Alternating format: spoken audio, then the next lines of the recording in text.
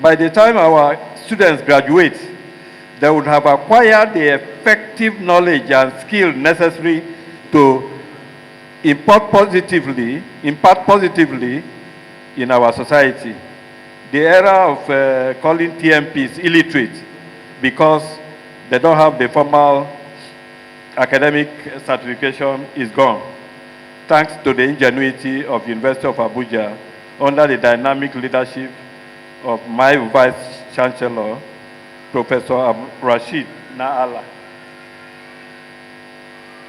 By way of digression, I have been practicing herbal medicine in the last 37 years, and I have over 30 publications in high-impact journals in the world, starting with SABMA, which our learned invited VC of European University of Nigeria mentioned.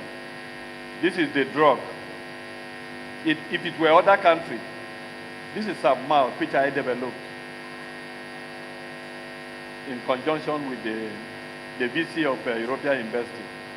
We work on this product, and it has 97% effectiveness against B. falciparum, which is the causative agent of malaria. And this product was compared with chloroquine and pyrimethamine, which are the known agents all over the world as grade A materials for malaria. Professor told me something. He's working with a team of white men from South Africa.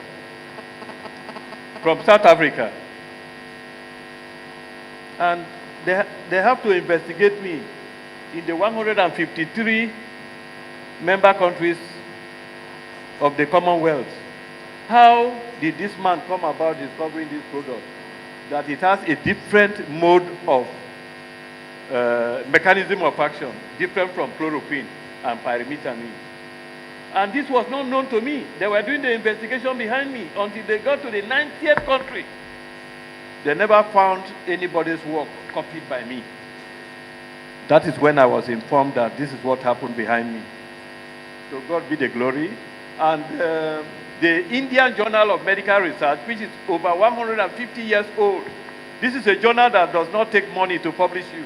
If you are doing a good work, they go ahead and publish you. 150 years has published this, even mentioning the name of my village in the journal with my farm. And when COVID came, if not that there are international interests, these same people would have told Nigeria that product that beats malaria when compared with chloroquine and pyrimethamine, maybe you should try it on COVID. They will never say so because they know who they are working for. But to God be the glory. These products and two others have been peer-reviewed and published as cure for COVID. And I have actually cured COVID. It's on my Facebook. If you don't want your brother to be a king, you can never be referred to as a king's brother. That's what is happening in Nigeria. And people like us, I'm not discouraged. I quietly did the same research in my lab, and scientists came from America to my lab. And one of my boys came before them and said, we have a cure for cancer here. Cancer? Cure? Can we have 5 samples? And we gave them. We never followed them.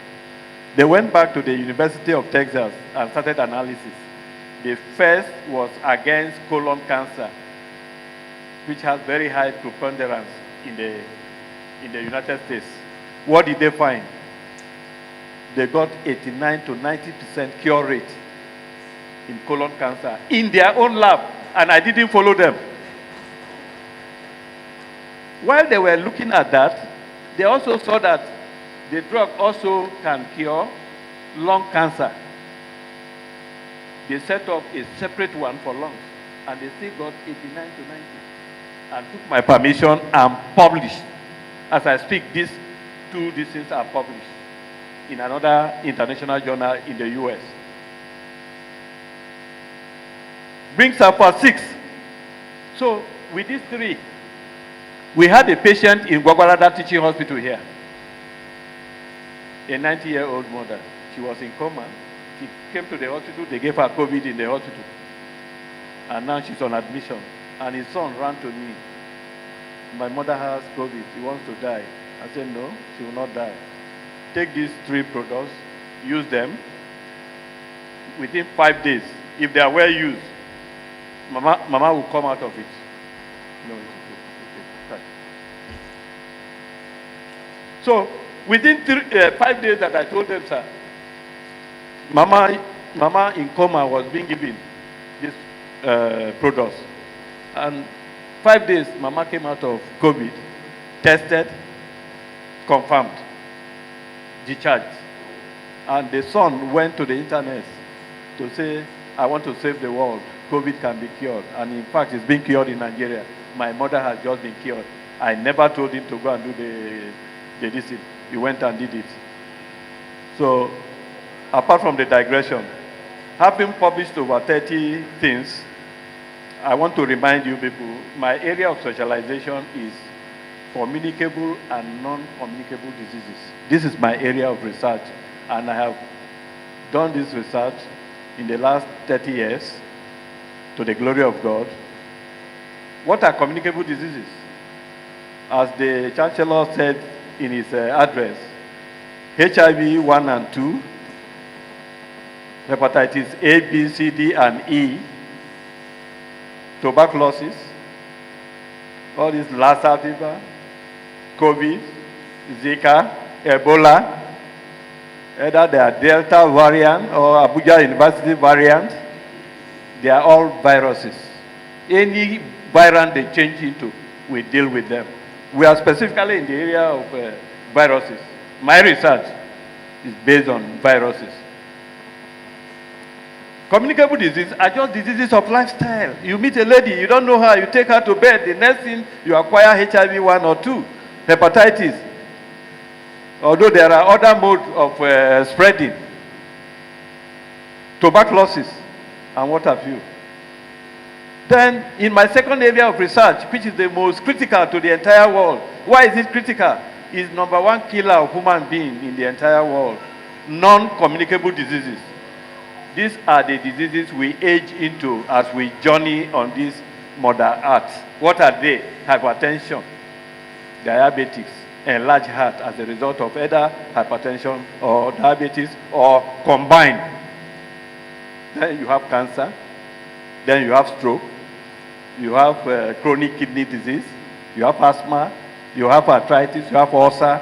These are the gamut of diseases usually referred to as non-communicable diseases. And by 2008 WHO report, it accounted for 36 million deaths out of 51 million deaths in the entire world. That is, 64% the cause of death in the world was due to non-communicable disease. And WHO warned the entire world that this percentage will continue to increase. By the latest report now, non-communicable disease is now 41 million from 36 million. Is now 41 million deaths. That is 74% of the total global deaths. Can you see this? 74. We are going to almost 100%. And 86% of this occurs in the low-income countries. That is where we are. With this recent report now, cardiovascular disease is 17.9 million deaths. Cancers, 9.4 million deaths. Respiratory diseases, 4.1 million deaths. Diabetes and kidney disease, 2 million deaths. And it will continue. Yes, I know. Yes. Okay. So you can now see that this incidence of non-communicable disease is a very, very serious issue. And we should all be very, very serious. And Nigeria, through the research work we have done, has a solution for most of these ailments. Responding to the Chancellor's request, most of those things you have mentioned, if you go to, after leaving here, if you Google my name, Dr. Ben Amodu, there is a YouTube running now of HIV patients have cured. And those who are under treatment, You have 52,000 viral load. You took a product and the thing dropped to 1,000. That thing that brought it to only 1,000 will also bring it to 0. So we have reached there. If US cannot cure this thing, we already have the cure here. So I round off so that my VC can come online. So thank you for listening, and then I encourage you to enroll in the diploma program so that you standardize your practice as a complementary and alternative medicine practitioner. Thank you for listening.